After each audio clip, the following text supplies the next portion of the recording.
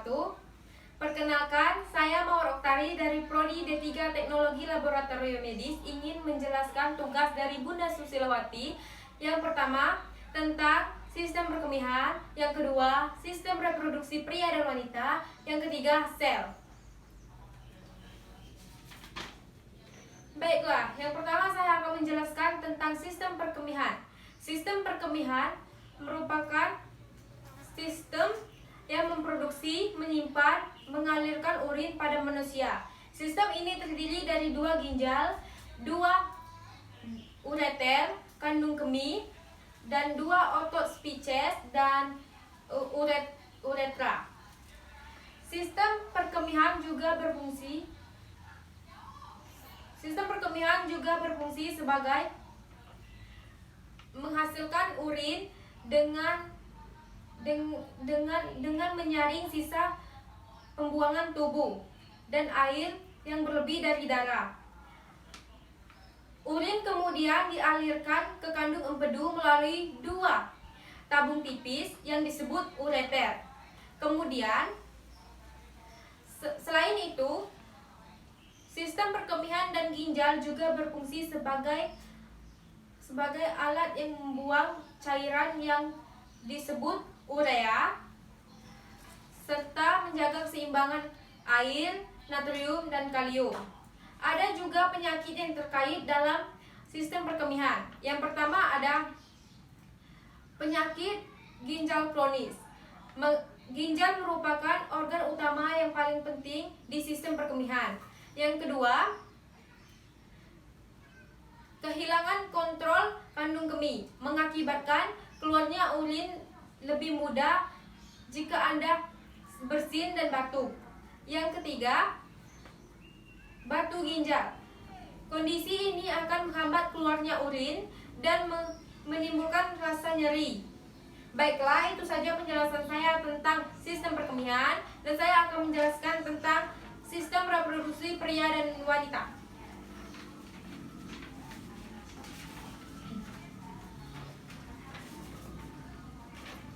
Yang pertama saya akan menjelaskan tentang sistem reproduksi pria. Sistem reproduksi pria berfungsi memproduksi dan menyimpan serta mengantarkan sperma untuk membuahi sel telur. Sedangkan sistem reproduksi wanita berfungsi untuk memproduksi sel telur serta menyediakan tempat untuk janin selama kehamilan. Kedua fungsi tersebut sangat saling bermanfaat pada saat proses reproduksi. Di struktur reproduksi pria terdapat penis. Penis merupakan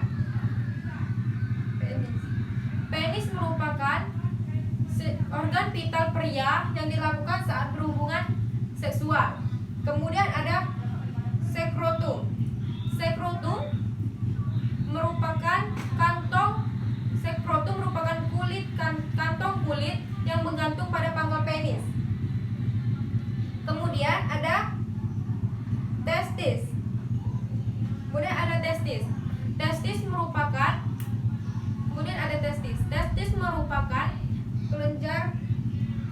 Testis merupakan organ vital pria yang paling penting pada sistem reproduksi laki-laki yang terletak di dalam skrotum. Kemudian saya akan menjelaskan tentang struktur reproduksi pada wanita. Yang pertama ada tuba Fallopi. Tuba Fallopi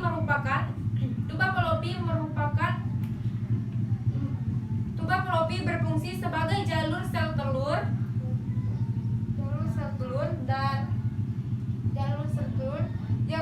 yang bergerak dari ovarium ke rahim. Kemudian yang kedua ada ovarium. Ovarium merupakan kelenjar yang berbentuk opal dan berukuran kecil yang terletak di kedua sisi rahim. Kemudian yang ketiga ada vagina dan serviks. Vagina dan serviks merupakan jalur yang menghubungkan serviks atau mulut rahim ke bagian luar tubuh. Kemudian yang terakhir ada uterus atau rahim, yang merupakan rongga yang memiliki rongga berbentuk buah pir. Kemudian yang terakhir ada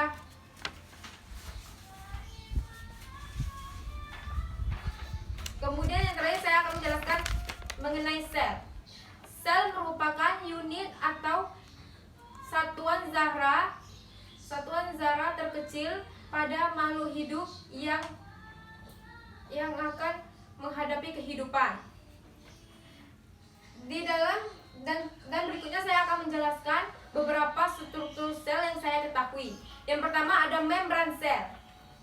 Membran sel merupakan bagian yang menutupi sel. Yang kedua ada dinding sel. Hanya dimiliki oleh sel tumbuhan serta beberapa jenis bakteri. Kemudian ada sitoplasma dan kemudian ada organel. Setelah itu ada nukleus, kemudian ada retikulum endoplasma RE. Dan selanjutnya ada ribosom. Ribosom merupakan organel yang ada di dalam sel. Kemudian ada sentrion dan yang selanjutnya ada badan Golgi. Badan Golgi merupakan organel yang membentuk satuan seperti jala yang kompleks. Dan yang terakhir ada lisosom. Baiklah, itu saja yang dapat saya sampaikan. Lebih dan kurangnya saya mohon maaf. Saya akhiri. Wabillahi taufiq wal hidayah. Wassalamualaikum warahmatullahi wabarakatuh.